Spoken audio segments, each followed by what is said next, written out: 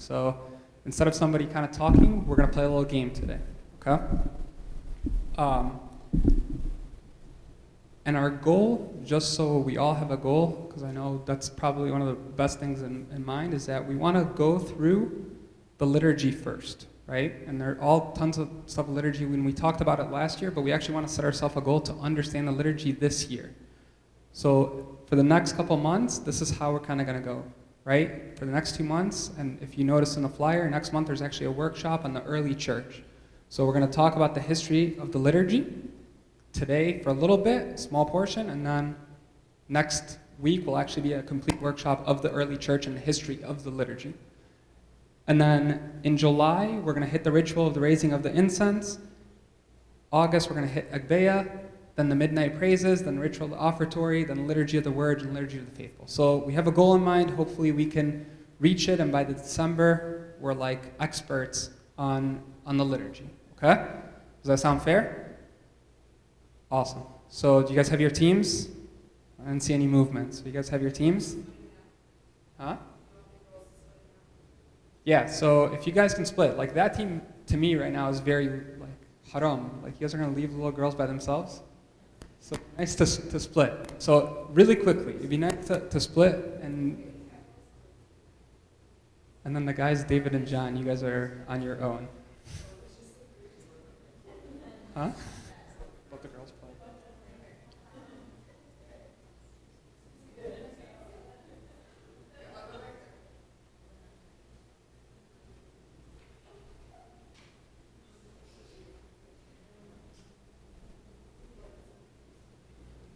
And then just have somebody designated to raise their hand. These are really simple, like hopefully they're simple questions. They're like true or false, or fact or myth, or multiple choice. They're really, really easy. And you'll see the point as we kind of go through, okay? So have somebody as your designated, like raise their hand person. How about that? Just get one person that is like, they raise their hand, so we're not shouting out the answer, okay? Okay, so the topic is kind of documentation of the liturgy. I don't want to lose you, but it's a documentation of the liturgy. So essentially, right, where did the liturgy come from? Who wrote it? Is it something that we do just for fun? Like stuff like that, right? Just the documentation. And there's a lot of big words, and actually at the end, there's a small book where all this information comes from, okay? So it'd be nice if you're interested in this kind of stuff, that you read up more and more, all right? But first one is true or false. So raise your hand if it's true or false. And good, we have more guys for the guys team. So raise your hand really quickly if it's true or false, okay? In the beginning, the liturgy was passed from the apostles to their successors, the bishops, as a written tradition. As a written tradition. False. Okay, why is it false? They didn't know how to write. Not the best answer, but close. Why do you guys think? Why? What is it a written? What was it before written? Verbal, right? So it was verbal. So actually that's very true. The apostles, okay, so this is the history or the documentation of liturgy. The apostles got the liturgy from who? Christ himself, right? In the Last Supper. And they orally passed this tradition down until around the 4th century, okay? Around the 4th century. So it is false, you're right. So 1 point for the guys, okay? Then oral tradition always preceded the writing forms of both the Holy Bible and the liturgy. The liturgy was commanded to writing only after heresies started to appear in the church, and when heretics attempted to put their heretic teaching into the liturgy. Essentially, we started writing the Bible, or the liturgy, because we were afraid of heretics, right? People coming up with their own liturgies. Is that true or false? True? You're right. That's exactly the reason, right? So around the 4th century, we actually, like the apostles and the bishops, started writing the liturgy because they didn't want people coming, like, I can't go and start my own liturgy and call it the liturgy of Mina Samman, right? Like, that's not right, okay? All right, so these get a little bit harder, okay? So true or false? The liturgy was composed in the 4th century. I gave it away already. True, right? True. So around the 4th century is when it was written.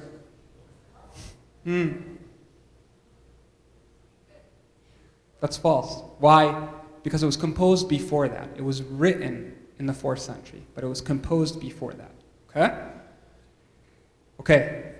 This is multiple choice, all right? This should be really easy. Which of the following liturgies is not one of the original 4 liturgies? So hint, hint, there were only 4 original liturgies. There were 4 original liturgies. Which one of these is not? Is it the Liturgy of Alexandria, Liturgy of Rome, Liturgy of Jerusalem, Liturgy of Antioch, or the Liturgy of Babylon? Liturgy of Rome? Nope. Huh? Babylon, correct. So Liturgy of Babylon. So an easy way to know this is that there was 4 main centers of Christianity at the time, right? And it was Liturgy of Alexandria, Rome, Jerusalem, and Antioch, okay?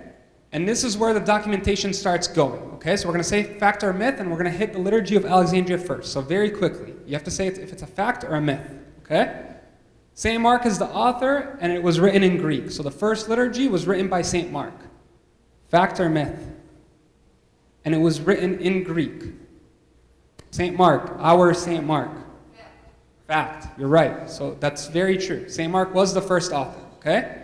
And St. John Chrysostom, all right, he said that St. Mark was the first apostle to inscribe the liturgy in the forms of a service or regular church ritual, which he strictly followed in the celebration of the Eucharist. From the Bible, from the book of Acts, why do you guys think St. Mark, if it's a fact or a myth, was St. Mark, and I think this is the next one, is St. Mark's home is well known as the first church in the world. Is that true? Is that a fact? Huh? Is that a fact? Where does it state that's a fact?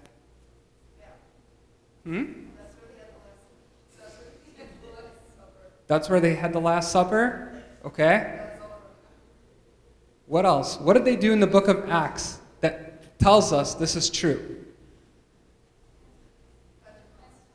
Okay, and they were doing what at the time of Pentecost? The apostles were in one, they were one accord, right? They were praying, so that's true. This was the first church, okay?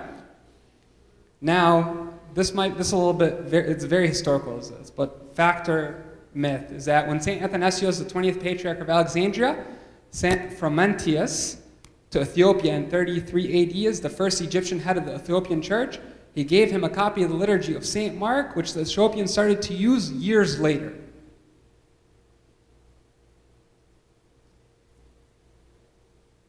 What do you guys think? Did the Ethiopian church start using the liturgy of St. Mark?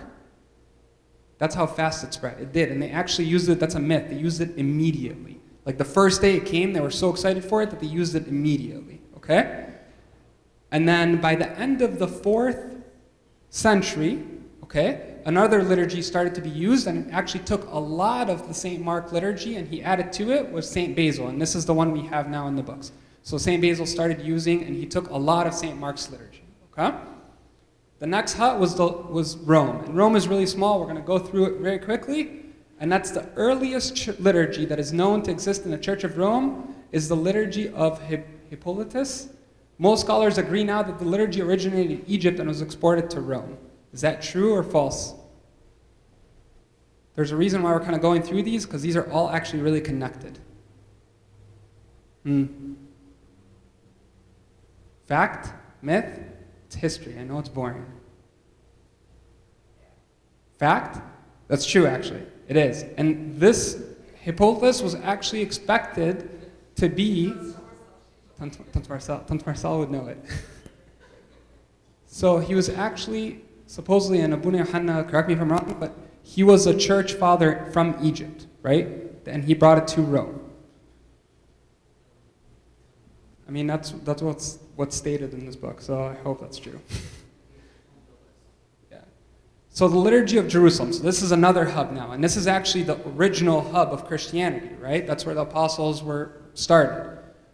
So in Jerusalem, the city of our Lord, the liturgy of St. James was the dominant Eucharist prayer by the 4th century. Is that true? St. James is one of the apostles. True, you're right. That's a fact. So he did start in Jerusalem. So think of all the hubs at the time, right? You had a hub in Alexandria, you had a hub in Rome, and now we have a hub in the main place, which was what? Jerusalem. Okay, so this is where Jerusalem had started. And that was the liturgy. And the liturgy is attributed to St. James, the brother of the Lord, who became actually the first bishop. So he was the first bishop, and he kind of started that. And the liturgy of St. James, a lot of scholars will say, it seems to be a fusion, which is almost like a copy, right, of this early form with the Egyptian anaphora of St. Basil. So it ties together. The liturgies were very, very similar, right? This may explain the great similarity between the liturgy and anaphora of St. Mark and St. Basil. In some prayer, the text is almost word for word. So the church that's universal is using the same liturgy. It's using the same liturgy, the same words, all right? And then the last piece is the Antioch, okay? Antioch was a city in which Barnabas and Paul spent a couple of days preaching, where the disciples were called Christians first. Is this true or false? False. Why?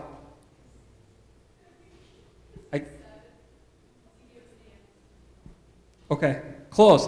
You're right, I kind of gave it away. Barnabas and Paul stayed there for years.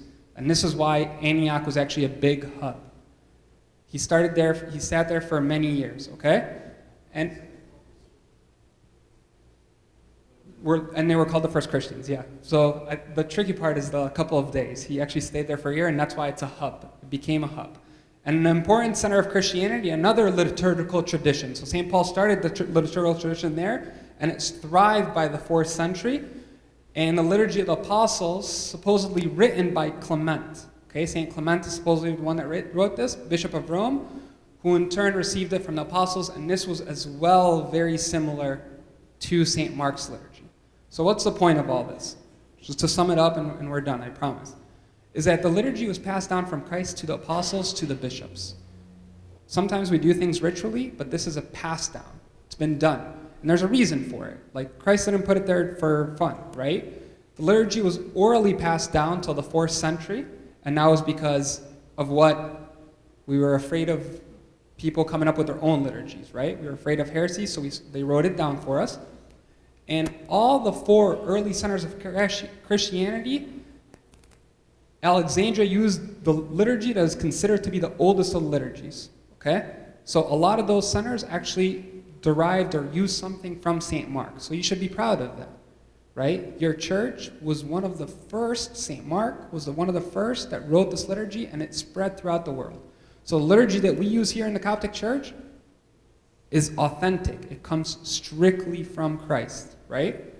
And Jerusalem and Antioch utilized liturgies that were very similar to St. Mark's as well. So same again, it gets us that pride factor that we know we're using something from the words of Christ himself.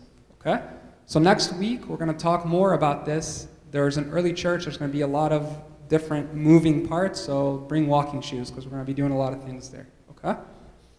And without further ado, we got the opportunity to get Abuna Paul from St. Mark, D.C. And Abuna Paul is actually an amazing speaker. I know a lot of people were very excited to see him. I got a few text messages about if Abuna Paul will be via Skype, and he's not. He's here, and I know he came long ways for us. So we're very grateful to St. Mark DC and the family there for allowing him to come and to spend time with us. So may God open up his heart, our hearts and our ears, and kind of listen to the word of God.